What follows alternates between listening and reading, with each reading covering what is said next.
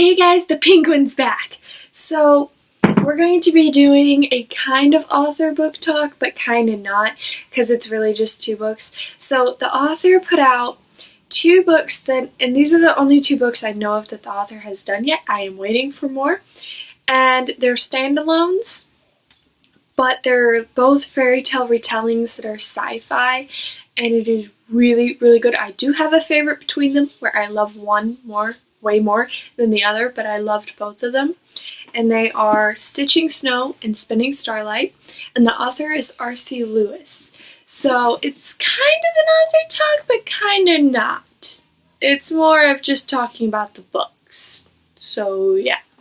I recently saw that some of my friends have been wanting to read Stitching Snow, and it just makes me giddy because this is my favorite one out of these two. So this one is a Snow White retelling with a lot of sci-fi twists, and it actually reminded me a lot of the Lunar Chronicles. Just how the main character was in this book reminded me a lot of Cinder. I don't want to go into details and spoil, but I got really attached to the main character very quickly, and I just loved it. I loved everything. I've actually reread this one so many times. There was a few things I really, really disliked, but I got over it because the rest of the book was so good. It was amazing. I just really liked how, it was Hi Biscuit. So similar to so many other things, but it had its unique thing too, how the author wrote it, its unique little mysteries and stuff that I hadn't thought about. I could predict some stuff, but the majority of it, no. And it was just really phenomenal and took me away, and I loved it. Sorry, my dog's going crazy at the moment. Hi, Biscuit. I think she needs to be held. I think that's what it is. Is that what it is? Do you need to be held? Oh. Apparently not. She's crazy right now. She is spoiled. A spoiled puppy, in case you cannot tell. Do you want to talk about books with me? That got you to stop? You want to talk about books? Books? You like books? Your siblings? Mommy's other babies? Yeah? How about this one? You don't like that one? No. Okay. As my dog went crazy on me, sorry about that. What'd you think of this one?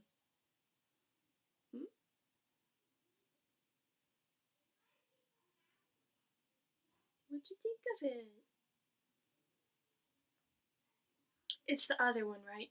We don't love this one as much? Okay, I see. She loves the other one as much too. So, I read this one, and I thought I had seen this one at my library, and the covers are very similar, extremely similar, so I was thinking, oh, there's a book two! There's a book two! There is not a book two! There is not a book two! It may take place in the same world, but I really doubt it. I really doubt it. Because if so, it focused on a different part of the world than the one Essie was at. So I just also really like the name she came up with for herself, Essie. It was really interesting. So there's a lot more mystery, I wouldn't really call it mysterious, because we know something happened and we're gonna find out. But the way that stuff was revealed and stuff was really interesting, and I liked it a lot. I also really liked Essie's character. She was just awesome.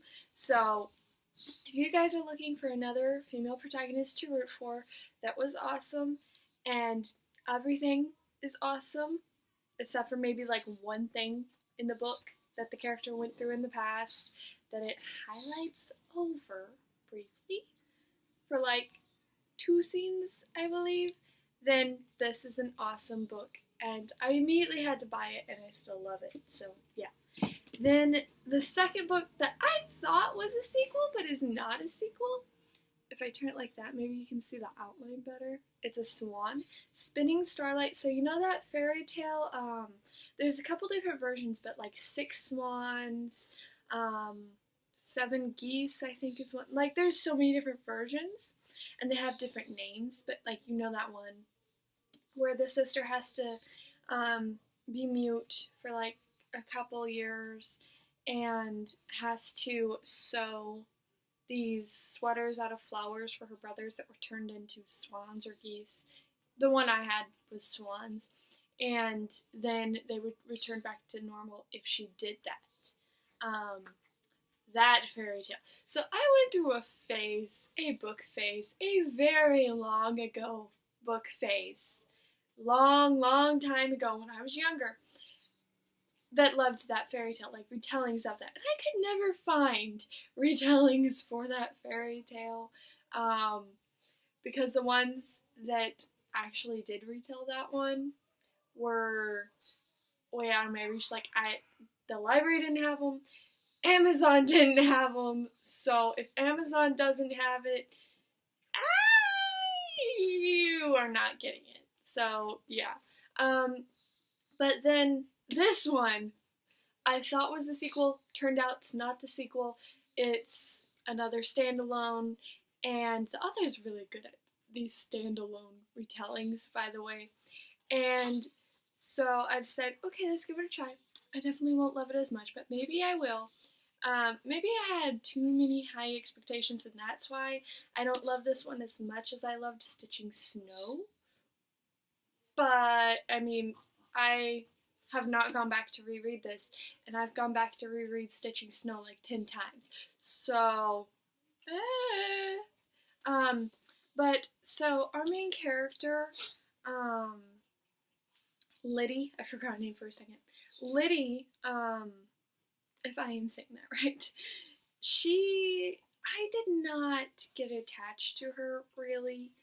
Like, I kind of did when stuff actually started happening, but other than that, not particularly. It was not like with Essie at all, really. I really just cared, like, how she cared for her brothers and stuff, and, like, their relationship, it was so cute, and then she's trying to save them, so, because it follows the retelling, kind of. And, like, I love that part, and I wanted to see the reunion and everything. And then some other stuff started happening, and I really liked where it was going. And I could not actually predict most of the things in this book. I probably predict, like, one thing, and that was it. Which was rather surprising, considering that I lived and breathed the fairy tale that this is a retelling of when I was younger. So, yeah. Sorry, my throat has been acting up this week. But, let me pause for a second.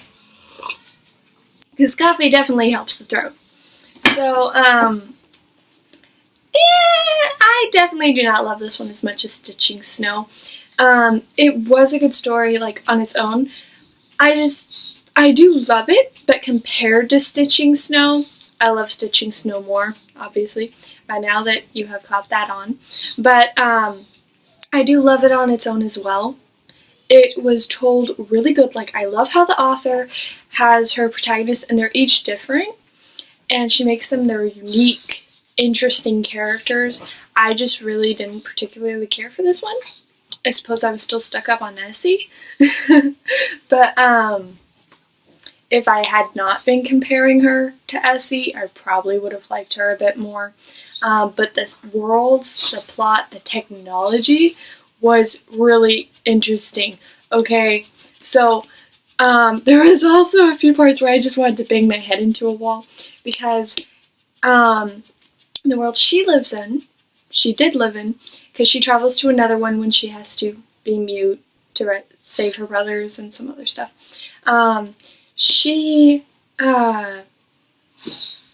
They don't read or write at all. Everything's voice. So they're teaching her the sounds and the letters and everything because she has to be mute, okay, or her brothers will die. So I know it's got an edge, but I mean, hey, we got stakes. We got the stakes, and I love it. So that was the only part that because it took so long for her to learn the letters and everything, and I can understand if she's never seen them before and stuff. I can understand that. But still, for me, a reader, it was just oh my goodness, how long are you going to take to write 3 words to explain to these people what is going on, who you are, and that you're not a thief and need to die and be executed, that there was a misunderstanding. I know that's a lot of words to explain something, and it would take you 5 days to do 5 words, but the stakes are kind of important to us readers. So yeah, I don't know why, but at the time that I read it, I did not love it as much. If I read it another time, maybe I would love it more, but definitely not as much as Stitching Snow. Do you see what I mean when I said it's not really an author talk, but it kind of is, because we're talking about the books the author did, the only books that I know of that the author did, but we're not talking about the author. So yeah, if you guys have read either of these 2 books, let me know. If you are wanting to read them, I suggest you read them as quickly as you can. I noticed there was a bit more hype for Stitching Snow, but other than that, I have not heard anything about these 2 books at all. I literally picked them up on a whim at my library, loved them, and bought them, and no one talks about them or anything, so I don't think there's much hype at all. But recently I saw some of my friends were getting more of Stitching Snow, and we're looking excited to read them, so I'm hoping there's some people I can talk to about Essie now, because it is awesome. Also, the covers are amazing, and I think Stitching Snow is still my favorite, even on the covers, because in the background there's symbols. You guys can't see them very well, but there's symbols in the background with the swan, kind of constellations. And then on this one, it's computers and stuff. It's got chips and stuff in the background, like a hard drive and stuff. So this one's it actually fits so well with the book, the plot, and so many things in the book just fits this cover right here. I mean, except the apple, because that just gives away, but yeah, and Stitching Snow, you'll understand in the book. And no, she's not Frankenstein and has to be stitched back together. That is not what this book is. Nope, different retelling. So yeah, I definitely suggest these 2 books to read. I would obviously suggest Stitching Snow first because it's my favorite, but I love them a lot. If you guys have read them, let me know. If you have not, I suggest them unless you don't like retellings at all or stuff that may be in these books.